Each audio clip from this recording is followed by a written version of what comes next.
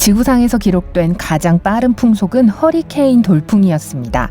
1996년 4월 10일 열대성 사이클론 올리비아는 호주의 서부 쪽의 베로우 섬을 지나고 있었습니다. 폭풍은 순간 풍속 408km의 4등급 허리케인의 속도에 도달했습니다. 거의 포뮬러1 경주용 자동차보다 빠른 속도였는데요. 이런 종류의 바람이 얼마나 많은 피해를 줄 수 있는지 여러분은 상상할 수 있을 거예요. 이보다 더 빠른 유일한 바람은 토네이도입니다. 회오리 바람 내부의 공기는 시속 480km의 속도로 움직일 수 있다고 해요. 안타깝지만 토네이도 바람을 정확하게 측정할 방법은 없습니다. 측정기구는 절대 그런 풍속을 견뎌내지 못할 거예요. 그리고 손가락을 핥아서 바람이 부는 곳에 세우는 것도 이 상황에서는 풍속을 측정하는 좋은 방법이 아닙니다. 팔을 잃거나 더 끔찍한 일이 생길 거예요. 다른 풍속도 알려드릴게요. 시속 56km 이상 평균 눈보라, 시속 80에서 105km 심한 뇌우가 이동하는 속도예요. 시속 120km 이상은 강력한 열대성 허리케인의 속도입니다. 최대 풍속이 시속 644km. 잠깐만요. 이렇게 빠를 수도 있다고요? 네, 하지만 그렇게 빠른 폭풍을 보려면 목성으로 가야 합니다. 대적점은 가스 거성 남반구에서 맹위를 떨치고 있는 거대한 폭풍입니다. 그 꼭대기는 주변 구름 위로 8km 이상 높이 솟아 있습니다. 폭풍은 지구보다 거의 3배나 넓어요. 2017년 나사의 주노 우주 탐사선은 대적점에 대한 많은 데이터를 수집했습니다. 알고 보니 이 거대한 폭풍은 목성 대기 속으로 322km가 넘게 내려가 있었어요. 이는 지구상의 어떤 바다보다 30에서 100배 더 깊습니다. 하지만 이러한 측정치가 부정확할 가능성이 높기 때문에 폭풍의 진정한 크기는 훨씬 더 거대할 수 있다는 거죠.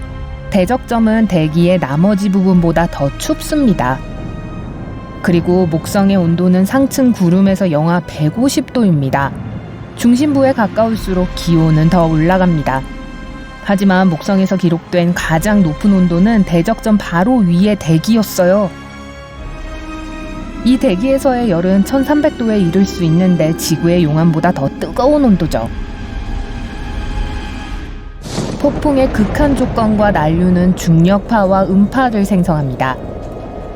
이러한 파동이 과열의 원인이 될 수 있습니다. 폭풍 자체는 윗부분보다 바닥이 더 따뜻합니다.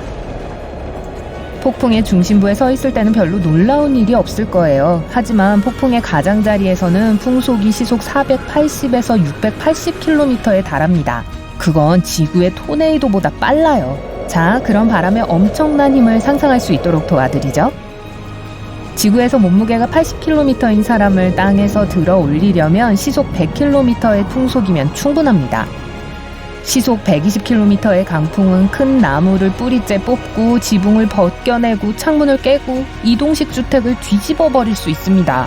풍속이 시속 150km에 도달하면 자동차를 날려버릴 수 있어요. 이제 대적점에서처럼 강력한 폭풍이 지구에 어떤 영향을 끼칠 수 있을지 상상해보세요. 하지만 그런 거대한 고기압이 지구상에서 발생할 수 있을까요? 다행히도 그럴 수 없습니다.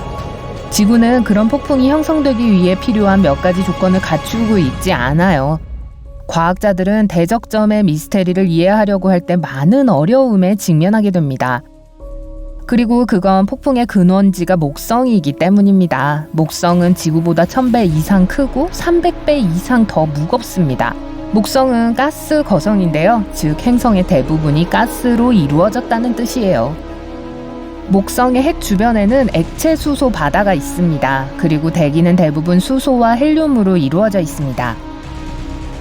즉, 목성에는 단단한 땅이 없다는 뜻인데요. 폭풍을 약화시킬 수 있는 유일한 건 바로 단단한 땅입니다.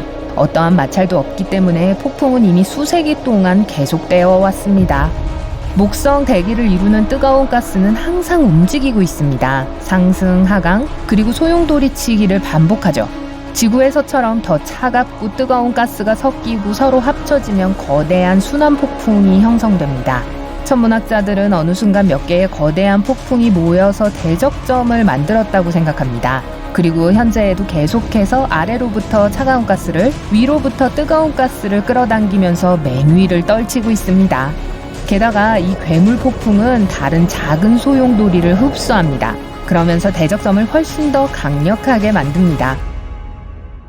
불행히도 목성의 두꺼운 구름은 사람들이 목성의 낮은 대기에서 무슨 일이 일어나고 있는지 볼 수 있도록 허락하지 않습니다. 천문학자들은 수십 년 동안 대적점 아래에 무엇이 있을지에 대해 추측해왔습니다.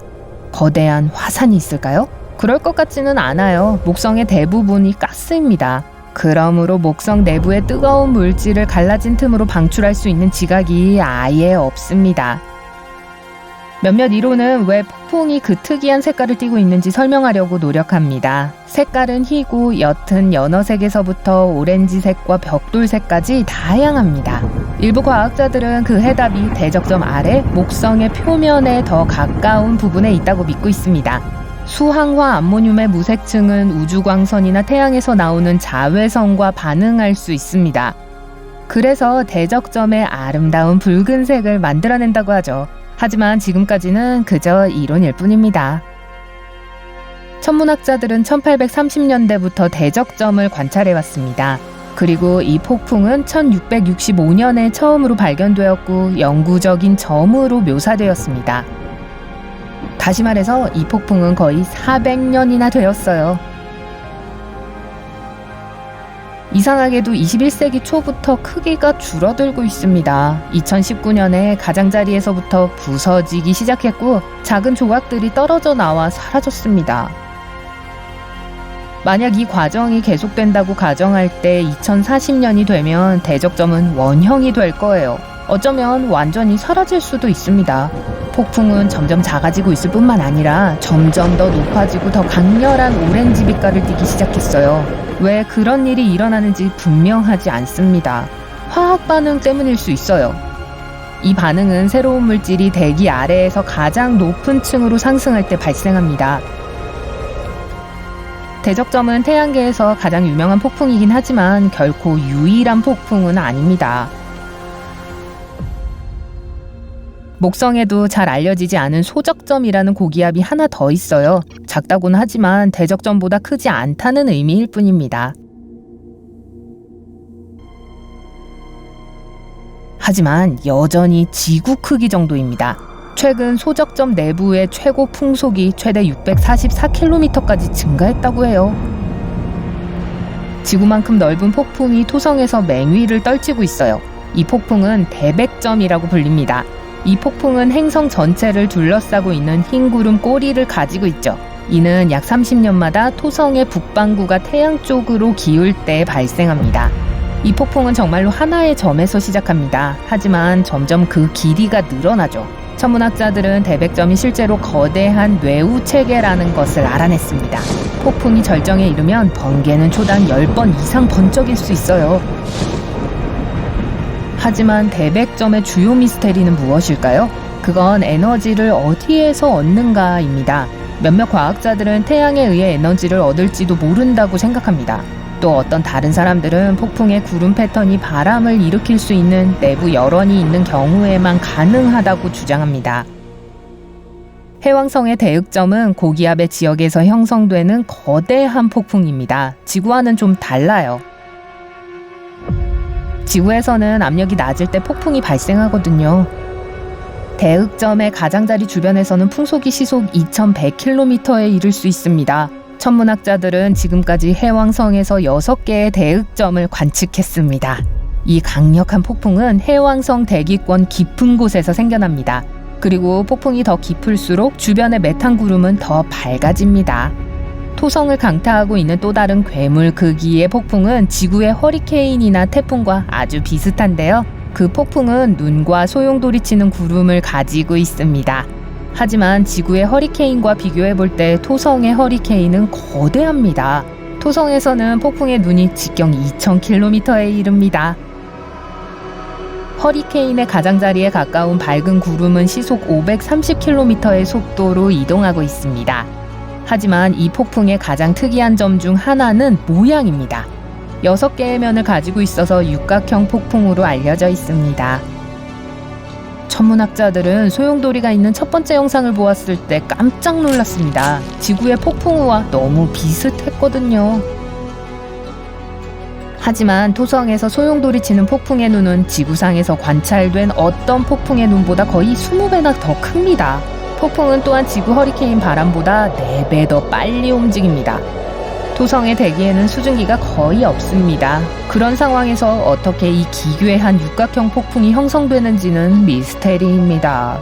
게다가 끊임없이 표류하는 지구의 허리케인과는 달리 토성의 허리케인은 갈 곳이 없는 것처럼 보입니다. 설명할 수 없는 이유로 토성의 북극에 머물러 있습니다. 토성에서 사는 산타클로스 때문일까요?